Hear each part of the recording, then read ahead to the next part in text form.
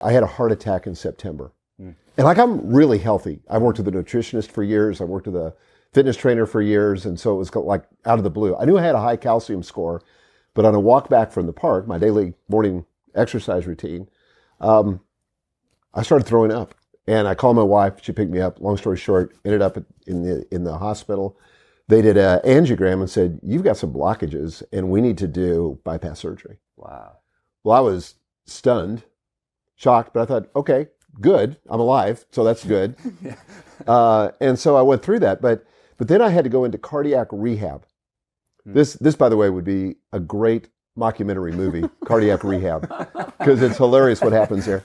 But so I'm in cardiac rehab with 7 other people, all happen to be guys, and so they monitor your exercise. That's like the whole thing. We do it a couple times a week, but then there's always an education lesson that comes at the end of that first day on Tuesdays. And so they talk about nutrition or exercise or stress or whatever. So the very first one, the nurse that's leading this says, what does your heart attack mean to you? Now, she perceives something very important. There's the fact, and then there's the meaning that you ascribe to it. And I think that this is the thing we sometimes forget, particularly in adversity, is there are the facts, but then we concoct a story based on those facts, and sometimes it serves us and sometimes it doesn't. So the first guy to speak was sitting directly across the table from me, and he's answering the question again of what does his heart attack mean to him, and he says, for me it means the beginning of the end. You know, now it's going to be a slow decline until I die.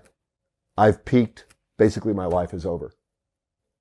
Now, if that's your story, I mean, bring on the cheeseburgers, the fried chicken, because it doesn't matter. Absolutely. Right? Yeah. You know, no sense exercising. It's all over. That's like a totally different perspective. He's honest. That was good. It's literal disempowerment. Disempowerment. Right. Yeah. And when you think about the actions, like you just said, that he's going to take from that place. Yes.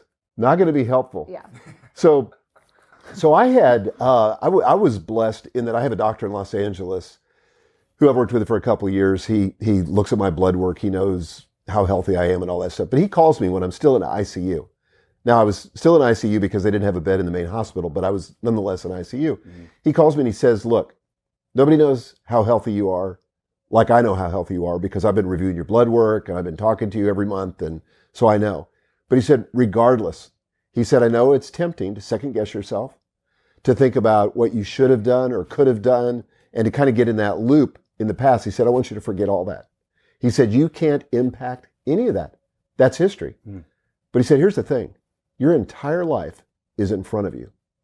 He said, you've basically rebooted your life. You've got blood flow to your brain like you haven't had in longer that we know.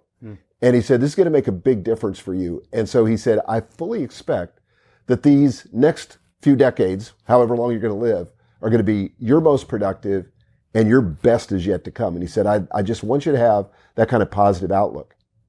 So I didn't go through any of the negative things that people sometimes go through when they're recovering from a cardiac surgery because of that positive outlook, that story that I got from my doctor.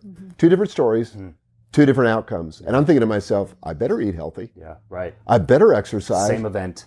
Same event. 2 different meanings ascribed to them. Yeah.